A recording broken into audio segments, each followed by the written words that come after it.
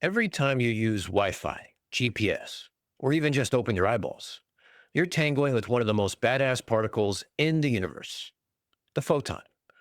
And while most people aren't exactly denying their existence, most don't understand how the hell they work.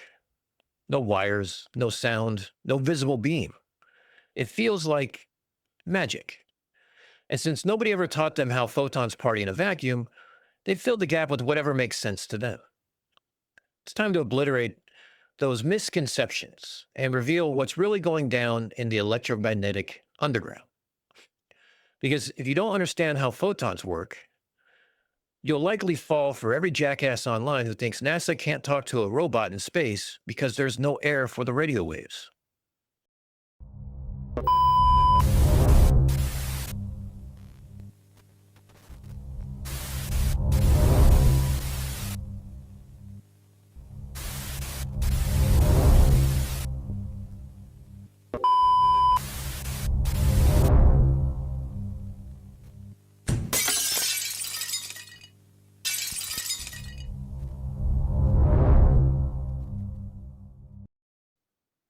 Hey there, brain cells. Welcome to Unfornicated Raw, our brand new segment where we strip complex physics down to its naked fundamentals and expose unfiltered cosmic truth.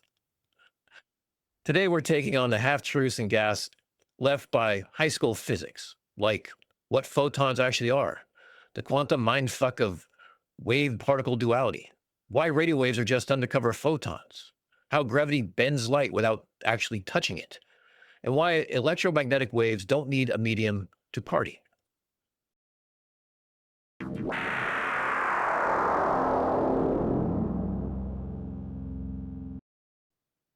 A photon is the end game of light, a massless glitch in the matrix that slices through space. It makes up everything from gamma rays to radio waves.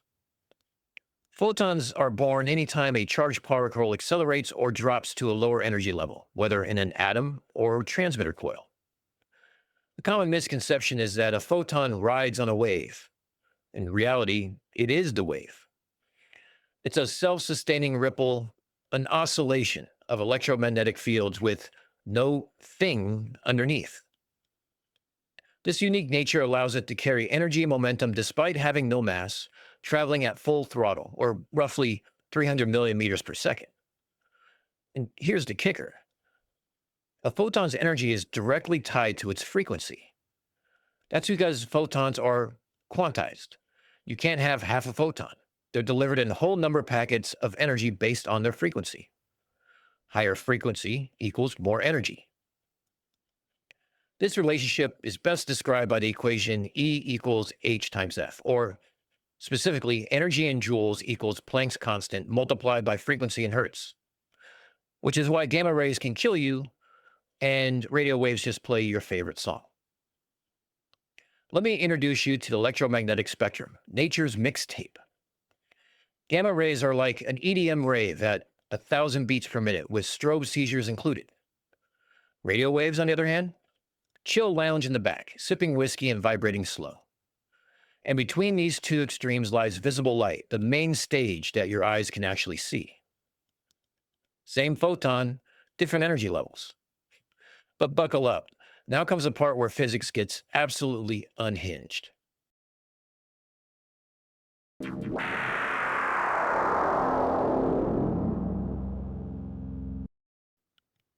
Here's where reality gets spicy and your brain starts smoking.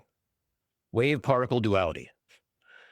A photon is both a wave and a particle, both, at the same time. It's not sometimes a wave and sometimes a particle, it's always both. Reality just answers differently depending on what you ask or are measuring. Think of it like this. You're not changing the photon by observing it. You're asking reality a different question, so reality gives you a different answer. Wave mode? It's everywhere at once, like synth music echoing across a packed club. Particle mode? It shows up and hits you in the chest like a bass drop and vanishes. Same photon, same reality. The only thing that's changed is what you decided to measure. And this is literally how the universe works. And it's completely insane. Now, for the experiment that causes your brain to go from just smoking to full system overload, the double slit experiment. The double slit experiment is the perfect example of this identity crisis. Shine a light through two slits, and what shows up? An interference pattern. Proof it's a wave, surfing both slits at once. But here's where it gets absolutely insane. Put a detector plate at the slits to track which slit each photon takes. That moment, that very instant you start observing, the interference pattern disappears. And the photons suddenly act like particles traveling through only one slit or the other, but never both. The act of observation fundamentally changes the outcome. The photons somehow know they're being watched and change their behavior accordingly. Now let's go full quantum meltdown, the kind of thought experiment that makes reality flinch. There's a variant of the double slit experiment called the delayed choice experiment. This is where you decide to measure after the photon hits the screen. And it still behaves like it knew what was coming. Retroactive quantum decision making, time traveling logic. It's not just some metaphor physicists use to sound mysterious. It's real, it's repeatable. And it has broken physicists' brains for over a century, who are still arguing about what the hell it all actually means. Unobserved, a photon isn't in a place. It's spread like smoke across space-time, refusing to pick a lane. Observation forces it to commit. And then, like a true quantum troll, it gaslights you.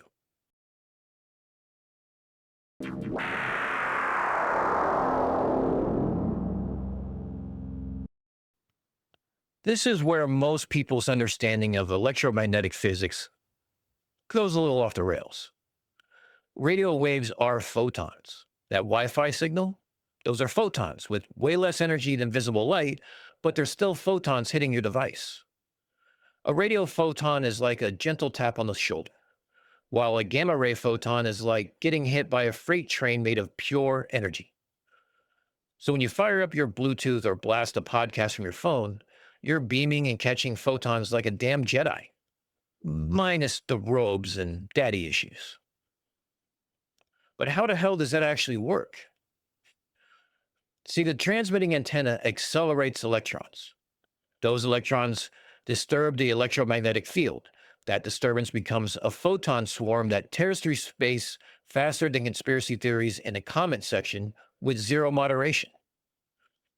Once those photons slam into your receiving antenna, they kick electrons around like a quantum mosh pit. Signal received, message decoded. Quantum delivery complete, signature not required. Now, here's the beautiful part. Photons don't get tired. They don't lose energy as they travel. They just spread their chaos thinner across space. It's the inverse square law in action. Same number of rowdy electromagnetic bastards, now occupying a much bigger cosmic venue. Your phone just needs to catch enough of them to decode the message.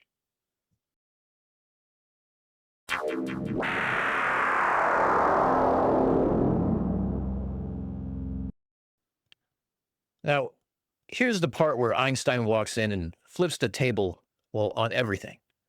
Photons are affected by gravity, even though they have no mass. But wait, how?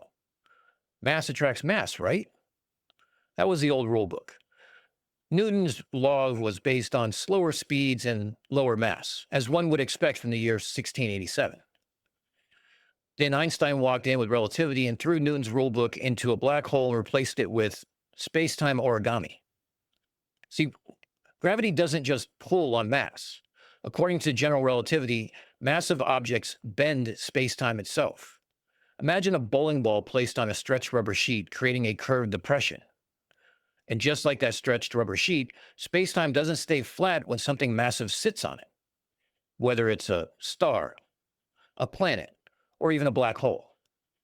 It bends, warps, and sends photons swerving like they just hit an interstellar banana peel.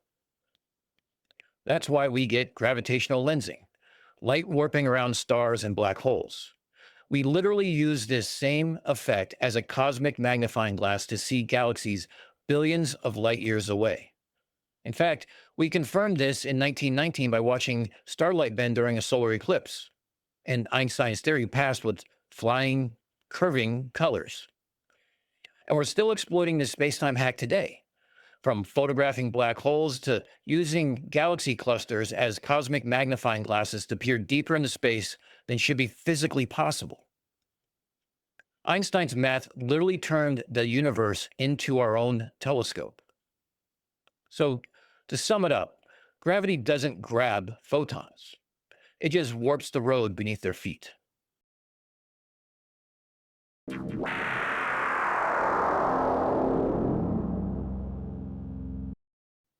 Now, stop me if you've heard this before.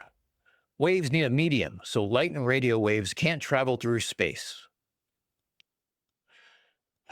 The pseudoscience chant of the ignorant whose neurons are stuck in the 19th century and barely connecting. Now, let's retire this classic bit of medieval stupidity with extreme prejudice. The requirement for a medium is true for mechanical waves, things like sound.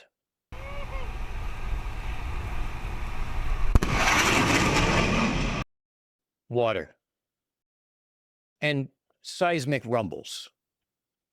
These waves need something to shove. They push particles around to propagate. Sound waves compress and decompress air molecules. Water waves move water up and down. No particles, no wave. But photons. Now, photons don't push particles. They're a field-based party that throws itself. Photons are ripples in the electric and magnetic fields. More correctly, they're self-propagating oscillations in electric and magnetic fields. The electric field creates the magnetic field, which creates the electric field, which creates the magnetic field, in an endless symbiotic cycle that moves at light speed. No air, no problem. Vacuum, perfect. Now, the idea of a medium was prevalent up until the 19th century and was disproven by the ingenious Michelson and Morley experiment in 1887. The experiment, called On the Relative Motion of the Earth and the Luminiferous Ether, is often referred to as the most famous failed experiment in all of physics.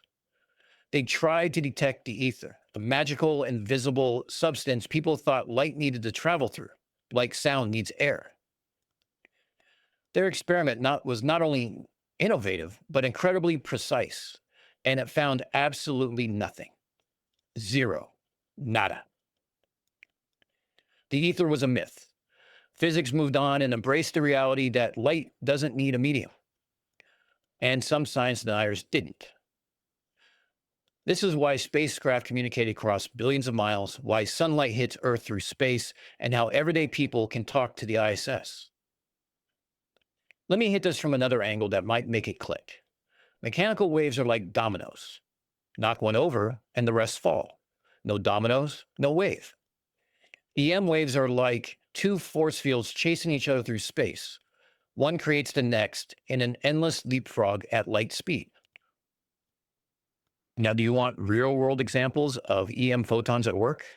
This is literally how GPS finds you, how fiber optics allow you to stream Netflix, and how we talk to Mars rovers.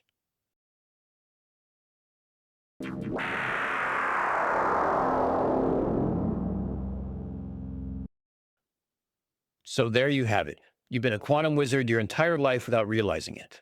You're commanding the same fundamental particles that power stars, bend around black holes, and carry information across the cosmos.